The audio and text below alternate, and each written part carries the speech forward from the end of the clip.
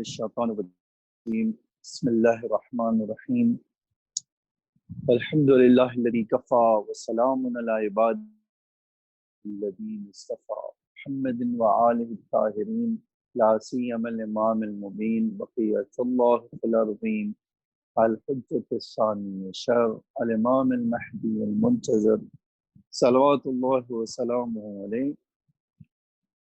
ہم آج ایک اسپیشل اسٹوری لائے ہیں اس نبی کے بارے میں جس کو توحید کا پرچم دار کھایا، جس کو اللہ تعالیٰ نے بہت سارے مقام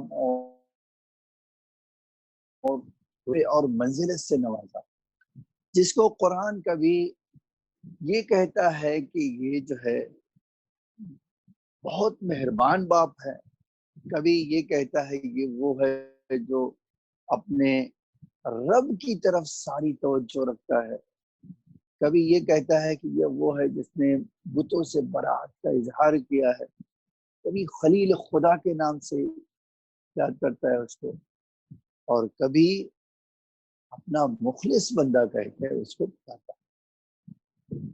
آپ سمجھ گئے ہوں گے ہم جس نبی کا ذکر کرنا چاہتے ہیں، اس نبی کا نام ابراہیم خلیل تھا، جو توحید کے پرچم دار بھی تھے، اور بہت سارے آرگومنٹ ان کے قرآن میں توحید کے بارے میں ذکر کیا ہے، جو ہم آج اس کا کچھ حصہ انشاءاللہ آپ کی خدمت میں پیش کریں۔ پہلے ایک اجمالی ان کے بارے میں معلومات سن لیجیے۔ جناب ابراہیم کا ذکر 25 سورہ قرآن میں آیا، 25 قرآن کے سوروں میں آیا ہے، اور کم سے کم 69 بار جو ہے 25 بار جو ہے سورہ میں، 25 سورہ میں، اور 69 بار قرآن میں ریپیٹ ہوا ہے، اور 195 آیت اور ایک پورا سورہ جناب ابراہیم کے نام سے قرآن میں موجود ہے۔ جناب ابراہیم کا بابا کا نام تارح یا تاریخ تھا، اور ان کی ماں کا نام اوفا، اور بعض تاریخ میں نونا، اور بعض لوگ کہتے ہیں رقیہ تھا۔ جناب ابراہیم اولو العزم انبیاء میں سے ایک تھے، جن کو ایک مستقل شریعت، قانون اور کتاب دی گئی، اور پوری دنیا میں اس کتاب کرنے کو اور پیغام پہنچانے کو کہا گیا۔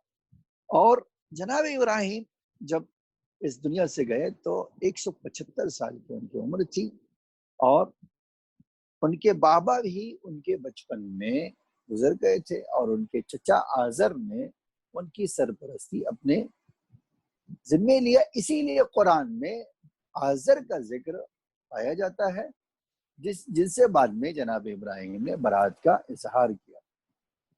جناب ابراہیم آج جو عراق ہے اس کے ایک شہر بابل میں اس دنیا میں پیدا ہوئے، اور میں نے کہا آپ سے کہ 175 ایئرس کے عمر میں ان کا ایک باغ تھا، جہاں جو جناب سارہ سے متعلق تھا۔ شہر خلیل جو آج فلسطین کا ایک شہر ہے، وہاں پر جناب سارہ کے پہلو میں ہی انہیں دفن کیا گیا ہے، وہ دونوں ایک جگہ ان کی قبر ہے۔ جناب ابراہیم کے بارے میں ہمارے پاس ملتا ہے کہ منجمین نے نمرود کے بن کنعان کو خبر دیا کہ عنقریب ایک ایسا بچہ پیدا ہوگا، عنقریب ایک ایسا نور اس جو ہے جگہ پر بابل میں روشن ہوگا، جو سورج اور چاند کے نور کو بھی باندھ کر دے گا، اس کی چکا چوند کو بھی دھیما اور مندمل کر دے گا، اس کا نور اس سے زیادہ ہوگا، اور وہ تمہاری حکومت کو جڑ کو ہلا دے گا، اور اس کے تیا پاچا کر دے گا، اس کو بکھیر دے گا، اور تمہاری عزت و شوکت خاک میں ملا دے گا۔ اب جو نمرود لوگوں کی جہالت سے، جو لوگوں کے کو بیوقوف بنا کر کے اتنی بڑی حکومت قائم تھا، اور ہر طرح کا ظلم ان کے اوپر ڈالے ہوئے تھا، ہر طرف سے ان کے اوپر فشار لاتا تھا، سختی کرتا تھا، تنگی کرتا تھا، جب اس نے یہ سنا کہ بس ہماری حکومت کو لرزانے کے لیے کوئی آنے والا ہے، اس کے ہاتھ پیر ہل گئے، اس کا وجود کانپنے لگا اور اس کے دل میں وحشت اور ڈر پیدا ہو گیا، اور اس نے سارے سرداروں کو، اپنے جو حکومت کے کارندوں کو، حکومتی اہلکاروں کو بلایا کہ ہمیں اس کے لیے کیا کرنا چاہیے۔ جب وہ سارے جمع ہوئے تو ان کی نگاہوں میں انہوں نے ایک اور فیصلہ کیا جو نہایت ہی ظالمانہ، اور وہ کیا تھا؟ وہ یہ تھا کہ مرد عورت کو الگ کر دیا جائے، کسی کو شادی کرنے کی اجازت نہ دی جائے، کسی کو ایک ساتھ رہنے کی اجازت نہ دی جائے، اور باقاعدہ جو ہے یہ اعلان کر دیا گیا اب کسی مرد اور عورت کا ایک ساتھ رہنا حرام ہے، بینڈ ہے۔ اور اب جو عورتیں اس زمانے میں حاملہ تھیں، ان کی جاسوسی، بلکہ آپ کہہ سکتے ہیں کہ ہر ایک عورت کی نگرانی کے لیے دایا چھان بین کرتی تھی، اور اگر کسی کو حاملہ پاتی تھی تو اس کا جو ہے معائنہ کیا جاتا تھا اور واچ کیا جاتا، دیکھا جاتا تھا، اور جب بچہ پیدا ہوتا تھا تو اگر بیٹا ہے تو فوراً اس کے کارندے آ کر، حکومتی اہلکار مار دیتے تھے اور لڑکیوں کو چھوڑ دیتے۔ تاریخ نے لکھا ہے 77,000 سے 77,000 سے 1,00,000 چلڈرن کو، بچوں کو، بیٹوں کو مار دیا گیا۔ لیکن خدا قرآن میں کہتا ہے کہ میں جب اپنا کوئی کام کرنا چاہتا ہوں تو دنیا کی کوئی طاقت میرے چراغ کو بجھا نہیں سکتی۔ بالکل اسی طرح جیسے ہم نے جناب موسیٰ کے بارے میں کہا، امام زمانہ علیہ السلام کے بارے میں، اسی طرح جناب ابراہیم کی مادر گرامی جو ہے جب ہم سے ہوئی تو کئی بار ان کا معائنہ کیا، لیکن نہ نمرود کے چیلے اور نہ نمرود کی دایا کسی کو بھنک تک نہیں لگی۔ لیکن اس کا ایک اثر جو ہوا جناب ابراہیم پر کہ ان کی ماں جب بچے کی ولادت کا وقت قریب آیا تو ان کے وہاں ایک رسم تھی۔ وہ رسم کیا تھی؟ شہر سے باہر عورتیں چلی جاتی تھی اور وہاں جو ہے اس مدت کو گزار کر بچہ پیدا کرنے کے بعد کچھ دن وہاں رہ کر اپنے بچوں کو لے کر شہر آتی تھی۔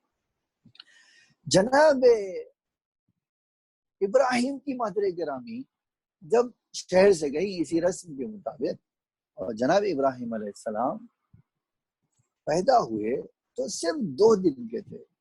آپ دیکھیے یہ کتنا بڑا ظلم اور ناانصافی تھی کہ اس ماں کو اپنے بچے کو ایک کپڑے میں لپیٹ کر ایک غار میں رکھنا ہوا، اور اس ڈر سے کہ کہیں اگرچہ نبی خدا تھے، درندے نبی خدا کو ٹچ نہیں کر سکتے، لیکن انہوں نے درے کے سامنے جو کیوز تھا کہ اس کے اندر رکھا جناب ابراہیم کو، اور کیوز کے منہ کو، دروازے کو بڑے بڑے پتھر سے جو ان کی طاقت تھی اس کے مطابق لا کر رکھ دیا تاکہ کوئی اندر نہ جا سکے۔ اور آپ جو ہے کئی دن تک اپنے بچے سے ملاقات کرنے کے لیے جا نہیں سکتی تھی۔ آپ دیکھیے اس خوف کی بنا پر کہیں کسی کو بھنک نہ لگ جائے اور میرے ابراہیم کو نقصان پہنچا۔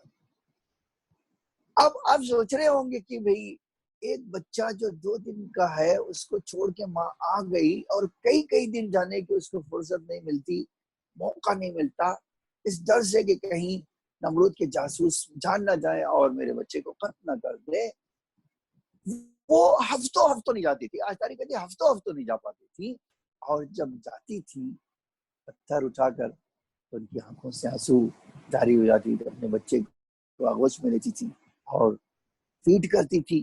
اور اسی طرح جو ہے اب آپ سوچ رہے ہوں گے کہ خداوند عالم نے ایسے میں جناب ابراہیم کو زندہ کیسے رکھا؟ عجیب ہے، یہ بھی اللہ کی جو ہے شان ہے، اللہ کا ایک کرم ہے، اللہ کی ایک رحمت اور لطف ہے کہ جناب ابراہیم کو جب بھوک لگتی تھی تو اللہ جو ہے فرشتے سے ان کے انگلی کا ادھر منہ میں رکھ لو، ان کی انگلی منہ میں رکھ دیتے تھے اور وہ چوستے تھے، اسی سے ان کا پیٹ بھر جاتا تھا، اللہ دودھ کی نہر جاری کر دیتا۔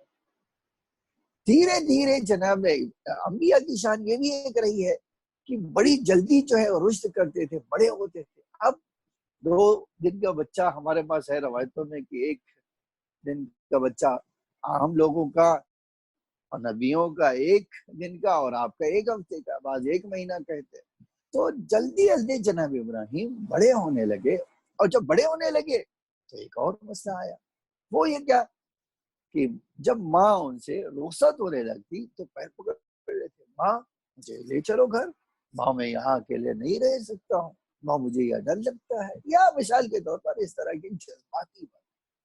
اور ماں کے پاس سوائے رونے کے اور دعا کرنے کے کہ اے اللہ میرے بچے کی حفاظت فرما، اور اے اللہ مجھے اس تنگنا سے، اس مشکل سے باہر نکال، کہتے دھیرے دھیرے جو ہے 13 سال گزر گئے۔ اور 13 سال کے بعد جب ایک دن ان کی ماں ملنے آئی تو جناب ابراہیم نے اپنی ماں کے پیر پکڑ لیے، کہا نہیں ماں، اب میں تمہیں نہیں جانے دوں، آپ مجھے لے کر گھر چلیے تو ہی میں آپ کو جانے دوں، میں آپ کے ساتھ چلوں گا، میں یہاں پر اب رہتے رہتے تھک گیا۔ تاریخ کہتی ہے ماں نے اپنے بچے کو سینے سے لگا لیا، دیر تک روتی رہی اور کہا بیٹا ٹھیک ہے، اب تم کہہ رہے ہو تو میں آج تمہارے جو ہے چچا آذر سے بات کروں گی، اور وہ ہمارے سرپرست ہیں، اور ان کو رازدان بنا کر بیٹا تمہیں گھر لے چلیں۔ جناب ابراہیم بہرحال نبی ہیں، ماں کی مشکلات کو سمجھتے تھے، اور ماں چلی گئی۔ تاریخ کہتی ہے چند دنوں کے بعد جب ماں آئی تو ٹھیک ہے ہم نے بات کر لی ہے، اب آپ کو ہم بیٹا لے کر چلیں گے اپنے گھر۔ آپ دیکھیے قدرت کی شان جو ہے، رات جب اپنا اندھیرا پسار رہا تھا تو یہ ماں بیٹے اپنے گھر کی طرف اس کیو سے نکل کر خود اپنے شہر بابل کی طرف رواں دوا تھے۔ اب رات کا اندھیرا پھیلا اور یہ ماں بیٹے گھر میں آئے، اور جب گھر میں آئے تو ہر چیز ان کے لیے نئی ہے، نئی چیزیں دکھ رہے ہیں۔ یہاں پر پہلے تو کیوز میں تھے اور اب یہاں آئے، اور بہت غور سے ایک ایک چیزوں کو دیکھتے تھے۔ ابھی ہے، نبی کا کام بھی ہے کہ اللہ کی ہر آیت کے بارے میں غور فکر کرے، ہر چیز کے وہ دقت سے اس کی حکمت کو سمجھے، اس کے راز کو جانے۔ بہرحال دھیرے دھیرے وہاں کے رسم و رواج سے جناب ابراہیم واقف ہوئے، اور پھر جب اپنے گھر میں ہی آزر کو بت پرستی کرتے ہوئے دیکھا تو اپنے چچا سے پوچھا یہ کیا کر رہے ہو؟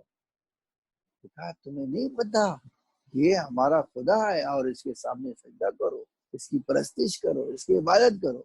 جناب ابراہیم نے اس کو کہتے لاجک سے کہا آپ بتائیے کیا یہ میری بات سنے گا؟ کیا یہ مجھے جواب دے گا؟ کیا یہ مجھے فائدہ اور نقصان پہنچائے گا؟ تو کہا نہیں، یہ تو سن نہیں سکتا ہے، یہ تو جو ہے ہمیں جواب نہیں دے سکتا ہے۔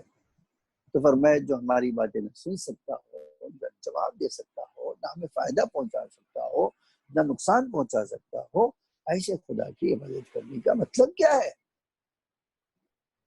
اور مسلسل اپنے یہ جو ہے منہ بولے باپ سے، جناب ابراہیم آزر کو باپ کہتے تھے، ان سے مسلسل آرگومنٹ کرتے تھے، حتیٰ اس نے جو ہے دھمکی دی حضر نے کہ اگر تم اس ہمارے بتوں کو برا بھلا کہنا نہیں چھوڑو گے، ان کی سرزنش کرنا نہیں چھوڑو گے، تو میں تمہیں پنشمنٹ کروں گا اور اپنے گھر سے باہر نکال دوں گا، تمہیں اپنی راستے سے باہر کر دوں گا، اور اس کی سخت تمہیں سزا ملے۔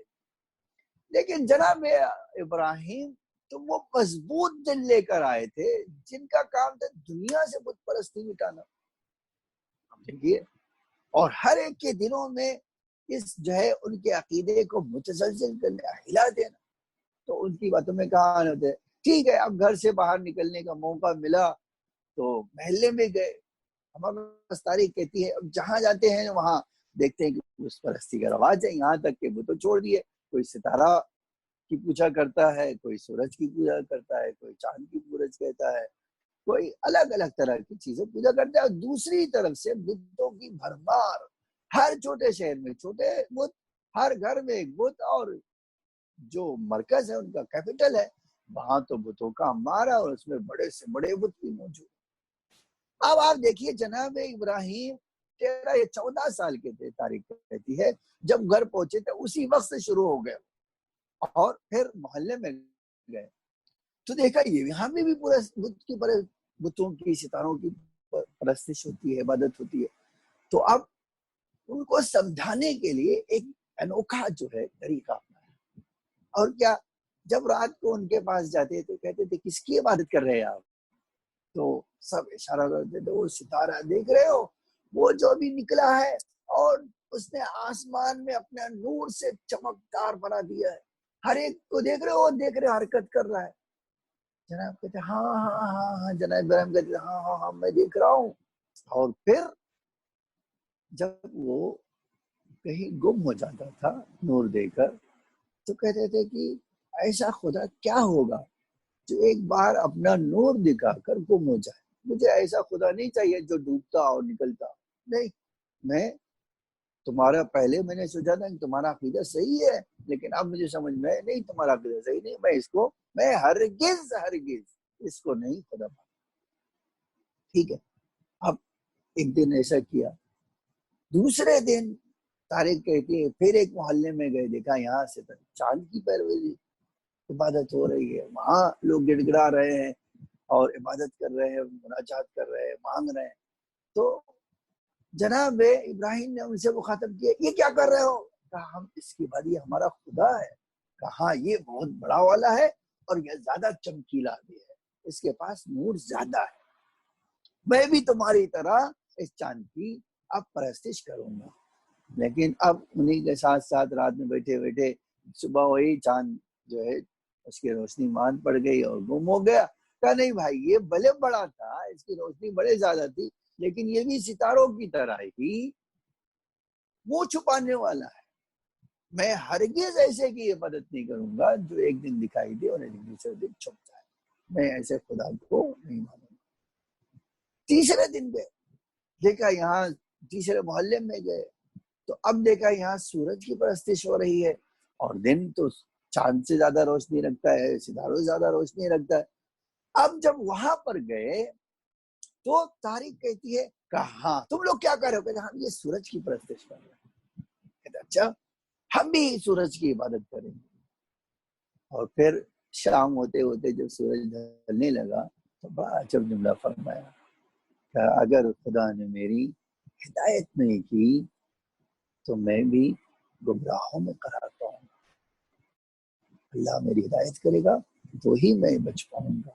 یہ آپ دیکھیں قرآن نے اس آرگومنٹ کو نقل کیا ہے سورہ بقرہ کی آیت 260 میں، 260 میں آپ دیکھ سکتے ہیں. اب آپ ذرا سوچئے کہ ایسی جگہ پر اب یہاں سے نکل کر یہ گاؤں میں اور یہ جو ہے مثلا ٹاؤن ایریا میں اور یہاں سے نکل کر دھیرے دھیرے پہنچے کہاں؟ نمرود کے پاس. اور نمرود سے پوچھا تم کس کی عبادت کرتے ہو؟ میں یہ میرے بت ہیں، ان کی عبادت کرتا ہوں، ان سے یہ ان کو اپنا خدا مانتا ہوں. اور تو جناب ابراہیم نے کہا کہ کیا یہ تمہاری بات سنتے ہیں یا کیا تمہیں دیکھتے ہیں؟ کیا یہ جو ہے اپنی حفاظت خود کر سکتے ہیں؟ اب یہ تو کہہ دیا جناب ابراہیم نے، ایک ایک سوال کیا اور اس کا کسی کا جواب اس کے پاس نہیں تھا. تو جناب ابراہیم نے صاف اعلان کر دیا کہ تم لوگ جو ہے ایسے کیسے عبادت کر سکتے ہو جو نہ سمجھتا ہے، نہ بولتا ہے، نہ دیکھتا ہے، نہ فائدہ پہنچاتا ہے، نہ نقصان پہنچاتا ہے، اور تم اس کے سامنے گڑ گڑا رہو، نہ اپنی حفاظت کر سکتا ہے، نہ اپنے ہاتھ سے اٹھا کے کھا سکتا ہے. تو یہ کیسے ہو سکتا ہے کہ تم اس کی عبادت کرو؟ پھر ایک جملہ قرآن کہنا کہ مجھے ہی کچھ اور سوچنا پڑے گا تم لوگوں کو اس بت پرستی سے باہر نکالنے کے لیے. میرے بچوں، ایک عظیم پیغام اس جناب ابراہیم نے ہمیں اپنے ان جو ہے قرآن کی آیتوں میں خداوند عالم نے جناب ابراہیم کی سیرت سے جو ہمیں پیغام دیا ہے اس کی طرف غور کریں. آپ دیکھیں آج بھی دنیا کی ایک میجر جو ہے پاپولیشن بت پرستی کی طرف ہے، بت پرست ہے، مشرک ہے. اور ایسے میں ایک مومن جو خدا پرست ہے اس کی ذمہ داری کیا بنتی ہے؟ ایک مسئلہ یہ ہے. تو پہلا مسئلہ یہ ہے تو اپنی توحید کو اپنے دل کے گھر میں اتنا مضبوط کر لے کہ اس کو جناب ابراہیم جیسا جگر مل جائے. آپ جان لیجیے کہ بہت بڑے جگر کی بات تھی، بہت بڑے کلیجے کی بات تھی. امام صادق علیہ السلام فرماتے ہیں کہ دنیا میں 4 لوگوں نے پوری دنیا پہ حکومت کی، 2 اچھے بندے اور 2 خراب بندے. 2 اچھے بندوں میں ہیں جناب سلیمان اور جناب ذوالقرنین، اور 2 خراب بندوں میں ایک بخت النصر اور ایک نمرود. یہ چھٹے امام کی حدیث میں. ایسے میں آپ دیکھیے یہ کہہ کر آئے کہ میں تمہیں اب ایسے ہی نہیں چھوڑ سکتا ہوں کہ تم بت پرستی کرتے رہو اور میں اپنا دامن بچا کر خود خالی اکیلا توحید پرست بنا رہا ہوں. نہیں، میں تمہارے وجود کی گہرائیوں میں توحید کی نشانیاں اس طرح اجاگر کر دوں گا کہ تمہیں اپنے وجود اپنی عقل کی طرح رجوع کرنا ہی پڑے گا، اور تم ایسا ہو ہی نہیں سکتا ہے کہ تم خدا کی طرف متوجہ نہ ہو. آپ دیکھیے یہ جو ہے کہہ کر جناب ابراہیم علیہ السلام نمرود کے پاس سے آ گئے. اب تاریخ نے لکھا ہے، قرآن جو کہتا ہے ہمیں، پورے نمرود جی بابل کی حکومت ایک دن عید مناتی تھی، اور جب عید مناتی تھی تو سیر سپاٹے کے لیے یہ لوگ جاتے تھے کہاں؟ شہر سے باہر، اور ایک خاص جگہ پہ. جیسے آج ہم کہہ سکتے کہ میلہ جو لگتا ہے، ایسے اسی طرح ان کا بھی ایک دن میلہ لگتا تھا اور وہ لوگ جاتے تھے، اور ہر ایک انسان وہاں جاتا تھا سوائے جو بیمار ہے. بیماروں کو شہر میں رہنے کا حق تھا، بقیہ کسی کو حق نہیں تھا کہ وہ شہر میں رہے. ٹھیک ہے، اب وہ دن آیا اور ساری قوم عید منانے کے لیے، جشن منانے کے لیے، انجوائے کرنے کے لیے وہاں پہنچی. اور جناب ابراہیم سے بھی لوگوں نے کہا چلو آج وہاں جانا ہے. تو جناب ابراہیم نے ان سے پلٹ کے کہا کہ نہیں، میں بیمار کی تیمارداری کروں گا اور میں وہاں نہیں آؤں. یا بعض تاریخ کہتے گئے اور جلدی آ گئے. جب آ گئے، اور یہ کہ بھائی جو تاریخ کے مطابق ہے کہ وہاں گئے نہیں، کہا کہ میں بیماروں کی عیادت کروں گا. جیسے ہی وہاں گئے، اب یہ جناب ابراہیم نے ایک بڑی سی کلاڑی اٹھائی اور پہنچ گئے بڑے سے عبادت خانے میں جو شہر بابل کا سب سے بڑا بت خانہ تھا. وہاں پہنچ گئے. اب وہاں دیکھا تو وہ اچھا منظر تھا، ہر طرف بت ہی بت ہے، چھوٹے بڑے منجلے سب ہیں، اور ان کے سامنے طرح طرح کی چیزیں بھی رکھی ہوئی ہے، کیونکہ وہاں کے لوگوں کا رسم و رواج تھی کہ ان کے لیے نذر کرتے تھے اور لے جا کر وہاں رکھ دیتے تھے، اور پھر جب عبادت کرنے جاتے تھے تو وہ نذر سوچتے تھے قبول ہو گئی، خود ہی کھانے لگتے تھے اور کھا لیتے. اب جب وہاں پہنچے جناب ابراہیم اور یہ دیکھا کہ یہاں تو بڑا جب منظر ہے، تو پہلے جو ہے ایک دو کے سامنے ایک دو بتوں کو مخاطب کیا مذاق اڑانے کے انداز میں، چلو یہ کھانا رکھا کھاتے کیوں نہیں؟ بڑے بے شرم ہو، اتنے دن سے کھانا رکھا ہو کھاتے نہیں.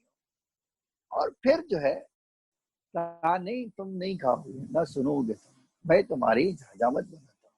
اور یہ کہہ کے پوری طاقت سے ان کے اوپر چوٹ پڑے، اور کسی کا سر توڑا، کسی کا پیر توڑا، کسی کا بدن توڑا، کسی کا ہاتھ توڑا. اور جب سارے بتوں کو چھوٹے بڑے توڑ سکے تو جب بڑے بت کے پاس آئے کہا تم بہت یہاں مزے سے بیٹھے ہو اور تمہاری ہی خبر لیتا، لیکن اب میں یہ کلاڑی تمہاری گردن میں ڈال جا رہا ہوں.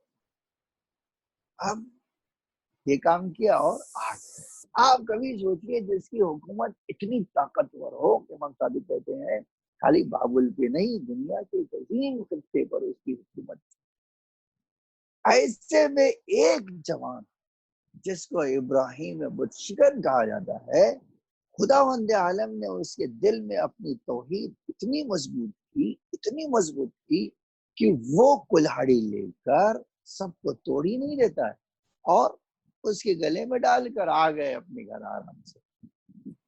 اب آرام کر رہے ہیں، جب وہاں سے شام کو لوگ عید منا کر آئے اور کچھ اپنے نظر کو اور کچھ جو ہے گئے اپنے بت خانے میں، تو عجب منظر دیکھا یہاں تو بہت ویرانی ہے، ان کے تو جو ہے کوئی منہ کے بل گرا ہوا ہے، کوئی سر کے بل گرا ہوا ہے، کوئی پیر ٹوٹا ہوا ہے۔ اب جب یہ دیکھا تو ایک ویلا مچائی اور فوراً نمرود کو خبر کیا کہ ارے ہمارے جو ہے بت خانے میں تو بہت بڑا غضب ہو گیا ہے۔ تو اسے پوچھا کیا ہوا ہے، بتاؤ مجھے کیا ہوا۔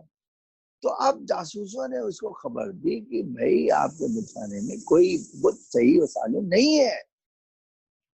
تو اب ایک سوال ہونے لگا چمی میں، کون ہے جس نے ہمارے بتوں کے ساتھ کیا، کس نے ہمارے بتوں کے ساتھ یہ کیا ہے، کون ہے جس نے ہمارے خداؤں کے ساتھ یہ کیا ہے۔ تو کسی نے انہی میں سے کہا کہ بھئی ایک ہی یہاں لڑکا رہ گیا تھا اور بقیہ تو کوئی نہیں تھا جس کو وہ ہمارے بتوں کو برا بھلا بھی کہتا تھا، ان کی سرزنش بھی کرتا تھا، ان کی عبادت پہ ہمیں ٹوکتا تھا اور ہمیں روکتا تھا، شاید اسی نے کیا ہوگا۔ کہا کیا ہے نام؟ کہا اس جوان کا نام ابراہیم ہے، اس جوان کا نام ابراہیم۔ تو ٹھیک ہے، بلاؤ اس کو۔ ان کو حاضر کیا گیا، جناب ابراہیم کو حاضر کیا گیا۔ آپ ایسے نقطے کی طرف جناب ابراہیم نے اشارہ کیا کہ ہر ایک کے دل میں توحید کے نور جلوگر ہو گیا۔ یہ ایک الگ سی بات ہے کہ بعد میں انہوں نے پھر شیطان کے حجاب کے ڈالنے سے اس توحید کے اوپر یہ جو پردہ پڑ گیا۔ لیکن آپ یقین جانیں گے، میں نے تاریخ میں ایک عجب جملہ دیکھا ہے کہ اب جب بلایا جناب ابراہیم کو، پکڑ کے لایا گیا گرفتار کر کے، اور پوچھا نمرود نے، سارے لوگوں مجمع بھرا ہوا ہے اور سب کہہ رہے یہی ہے۔ اور تو نمرود نے پوچھا کہ آپ بتائیے کیا آپ نے یہ کام کیا ہے۔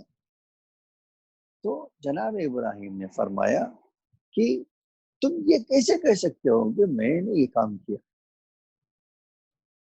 تمہارے پاس کیا دلیل ہے کہ میں نے یہ کام کیا؟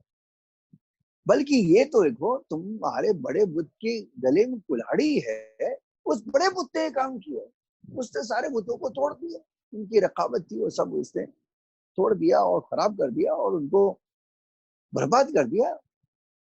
یہ بڑے بت سے پوچھو، اگر وہ بات کر سکتا ہے تو اس سے پوچھو، وہی تمہیں بتائے گا۔ اب کسی کے پاس تو کچھ دلیل نہیں ہے، اور ہر آدمی، قرآن کہتا ہے ہر آدمی سر جھکا لیتا اور ایک دوسرے سے کہنے لگتا ہے، چنگویاں ہونے لگتی ہے، یہ لڑکا صحیح کہہ رہا ہے، اور یہ بت تو ہمارے نہیں بتا سکیں گے۔ تو اب ایک بار پورے اس مجمع میں، پورے اس کے محل میں نمرود کے سناٹا چھائی ہوگا، اور پھر تھوڑی دیر کے بعد، شیطان تو شیطان ہے نا، آدم کی اولاد کا سب سے بڑا دشمن تو شیطان ہی ہے۔ اب جو ہے ایک بار اس نے وسوسہ کیا، کہہ دو آپ سر اٹھا کے، کہہ دو ابراہیم سے کہ تم تو جانتے ہو یہ نہ تو اپنی حفاظت کر سکتے ہیں، نہ بول سکتے ہیں، نہ کھا سکتے ہیں، نہ ہی تمہاری باتوں کا جواب دے سکتے ہیں، نہ تمہاری باتیں سن سکتے ہیں، کہہ دو ان سے۔ اب کسی نے کہا نیچی آواز، اب تو ظاہر سی بات ٹون بدل جائے گا نا، حقیقت تک جناب ابراہیم نے دل کے اس گوشے کو ٹچ کیا ہے جس میں یہ احساس اللہ نے اپنی توحید اس انسان کے وجود میں رکھی ہے۔